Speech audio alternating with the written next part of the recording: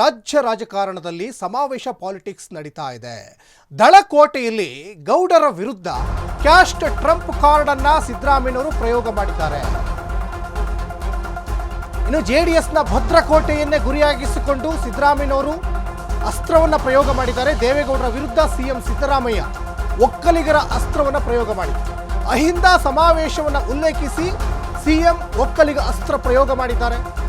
H D ದೇವೇಗೌಡರ ಒಕ್ಕಲಿಗರನ್ನ ಬೆಳೆಸಿಲ್ಲ ಅಂತ ಸಿದ್ದರಾಮಯ್ಯನವರು ಗುಡುಗಿದ್ರು ಸಮಾವೇಶದಲ್ಲಿ.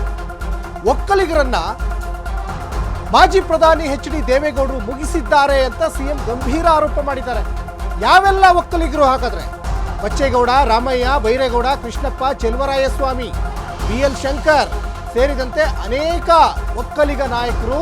ಯಾವ ಒಕ್ಕಲಿಗ ನಾಯಕರನ್ನು ಕೂಡ ದೇವೇಗೌಡರು ಬೆಳೆಸಿಲ್ಲ. ನಾನು ಹೇಳ್ತಾ ಇಲ್ಲ ಇದನ್ನ, ಒಕ್ಕಲಿಗರ ನಾಯಕರೇ ಆಗಿರುವಂತಹ ಕೃಷ್ಣಪ್ಪ ಹೇಳಿದ್ದಾರೆ. ಕೃಷ್ಣಪ್ಪ ಹೇಳಿದ ಮಾತನ್ನ ಪ್ರಸ್ತಾಪಿಸಿ ದೇವೇಗೌಡರನ್ನ ಟೀಕಿಸಿದ್ರು ಸಿದ್ದರಾಮಯ್ಯನವರು. ಸಿದ್ದರಾಮಯ್ಯನವರ ಈಗೇನೀಗ ಪ್ರಸ್ತಾಪ ಮಾಡಿದಾರಲ್ಲ, ಬಚ್ಚೇಗೌಡ ಇರ್ಬೋದು, ರಾಮಯ್ಯ ಇರ್ಬೋದು, ಬೈರೇಗೌಡ, ಕೃಷ್ಣಪ್ಪ, ಚೆಲುವರಾಯಸ್ವಾಮಿ, BL ಶಂಕರ್ ಸೇರಿದಂತೆ ಇನ್ನು ಸಿಎಂ ಸಿದ್ದರಾಮಯ್ಯನವರು ಕೂಡ ಇದೇ ಮಾಜಿ ಪ್ರಧಾನಿ ಎಚ್ ಡಿ ದೇವೇಗೌಡರ ಗರಡಿಯಲ್ಲಿ ಬೆಳೆದಂಥವರು. ಇನ್ನು ದೇವೇಗೌಡರ ವಿರುದ್ಧವೇ ಒಕ್ಕಲಿಗರನ್ನ ತಿರುಗಿಸುವ ಪ್ರಯತ್ನವನ್ನ ಸಿಎಂ ಸಿದ್ದರಾಮಯ್ಯನವರು ನಡೆಸಿದ್ದಾರೆ. ಸಿಎಂ ಸಿದ್ದರಾಮಯ್ಯ ಮಾತಿನ ಹಿಂದಿದೆಯಾ ಹಾಗಾದ್ರೆ ನೂರಾರು ಲೆಕ್ಕಾಚಾರ. ಜೆಡಿಎಸ್ನಲ್ಲಿ ನಾಯಕರ ಕೊರತೆ ಇದೆ ಅಂತ ಸಿಎಂ ಸಿದ್ದರಾಮಯ್ಯನವರು ಆಲ್ರೆಡಿ ಬಿಂಬಿಸಿಬಿಟ್ರು. ನಿನ್ನೆಯ ಸಮಾವೇಶದಲ್ಲಿ ಜೆಡಿಎಸ್ ನೂತನ ರಾಜ್ಯಾಧ್ಯಕ್ಷರ ಪಟ್ಟ ಒಕ್ಕಲಿಗರಿಗೆ ನೀಡುವ ಚರ್ಚೆಯೂ ಒಂದು ಕಡೆ ಆಗ್ತಾ ಇತ್ತು. ಇದೇ ಸಂದರ್ಭದಲ್ಲಿ ಒಕ್ಕಲಿಗರನ್ನ ಜೆಡಿಎಸ್ನಲ್ಲಿ ಬೆಳೆಸಿಲ್ಲ ಅನ್ನುವಂತಹ ಹೇಳಿಕೆಯನ್ನ ಸಿದ್ದರಾಮಯ್ಯನವರು ಕೊಟ್ಟಿದ್ದಾರೆ.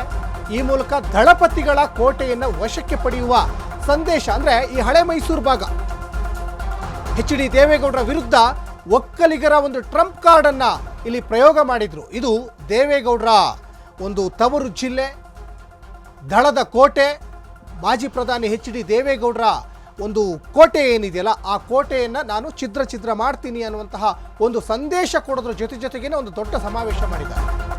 ಹಾಸನದಲ್ಲಿ ಅಹಿಂದ ಜೊತೆ ಒಕ್ಕಲಿಗರ ಬೆಂಬಲ ಪಡೆಯುವ ಯತ್ನ. ಏನೋ ಇಡೀ ಜಿಲ್ಲೆಯಲ್ಲಿ ಒಂದು ಸ್ಥಾನ ಮಾತ್ರ ಕಾಂಗ್ರೆಸ್ ಹೊಂದಿದೆ. ಇಡೀ ಜಿಲ್ಲೆಯಲ್ಲಿ ಅಂದ್ರೆ ಹಾಸನ ಜಿಲ್ಲೆಯಲ್ಲಿ ಮುಂದೆ ಬರುವ ಸ್ಥಳೀಯ ಚುನಾವಣೆಗಳಲ್ಲಿ ಗೆಲ್ಲುವ ರಣತಂತ್ರಗಳನ್ನ ಇಲ್ಲಿ ಹೆಣದಂತೆ ಕಾಣಿಸ್ತಾ ಇದೆ ಸಿದ್ದರಾಮಯ್ಯನವರು. ಕೈ ಒಕ್ಕಲಿಗ ನಾಯಕರಿಗೆ ಜನ ಬೆಂಬಲ ಸಿಗಬೇಕು ಎಂಬ ದಾಳವನ್ನು ಉರುಳಿಸಿದ್ದಾರೆ ಸಿದ್ದರಾಮಯ್ಯನವರು.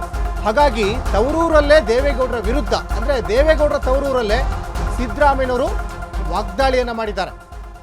ಇನ್ನೊಂದು ಕಡೆ ದೊಡ್ಡ ಸಮಾವೇಶ, ಆ ಸಮಾವೇಶಕ್ಕೆ ಸಂಬಂಧಪಟ್ಟ ಹಾಗೆ ಸಾಕಷ್ಟು ಲೀಡರ್ಗಳು ಹೋಗಿದ್ರು. ಸಿದ್ದರಾಮಯ್ಯನವರು ಕೂಡ ದೇವೇಗೌಡರ ವಿರುದ್ಧ ಕಿಡಿಕಾರಿದ್ದಾರೆ. ಹಾಗಾದ್ರೆ ಏನೆಲ್ಲ ಮಾತಾಡಿದ್ರು, ಏನೆಲ್ಲ ಹರಿಹಾಯ್ದ್ರು ಹಾಗಾದ್ರೆ ಸಿದ್ದರಾಮಯ್ಯನವರು? ಯಾರೇ ಆಗ್ಲಿ ಕೂಡ ಅವ್ರ ವಯಸ್ಸಿಗೆ ತಕ್ಕ ಮಾತಾಡ್ಬೇಕಲ್ಲ. ಸಿದ್ದರಾಮಯ್ಯನಿಗೆ ಅಹಂ ಬಂದಿದೆ. ನಾನು ದೇವೇಗೌಡರಿಂದ ಈ ಮಾತುಗಳನ್ನು ನಿರೀಕ್ಷೆ ಮಾಡಿರಲಿಲ್ಲ.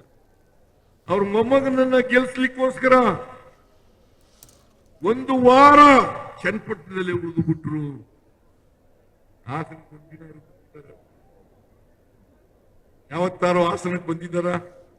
ಏನ್ ದೇವೇಗೌಡ, ಕುಮಾರಸ್ವಾಮಿ, ನಿಖಿಲ್ ಕುಮಾರಸ್ವಾಮಿ ಎಲ್ಲ ಕಣ್ಣೀರು ಹಾಕಿದ್ದೇ ಹಾಕಿದ್ದು. ಇಲ್ಲಿ ಪಾಪ ಹಾಸನ ಜನ ಕಣ್ಣೀರಲ್ಲಿ ಕೈ ತೊಳಿತಾ ಇದ್ದಾರೆ.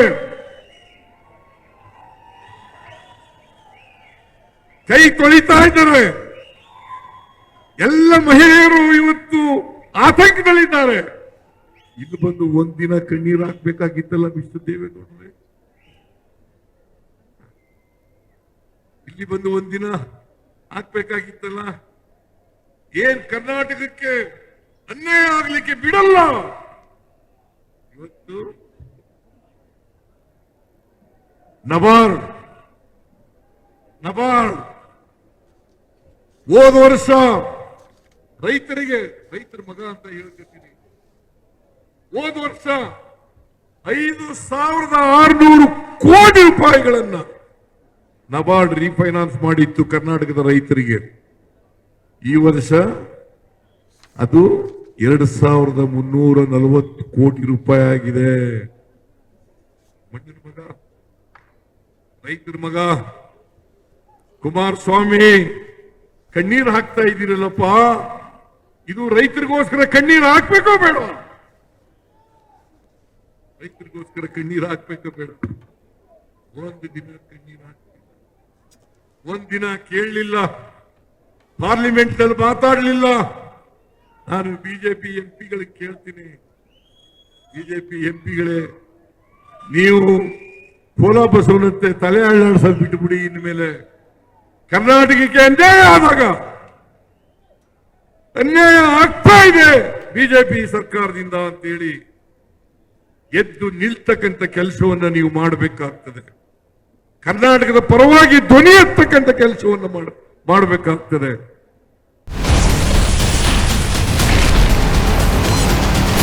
Ashwavega English News. Coming soon. Your channel, your voice, your trust.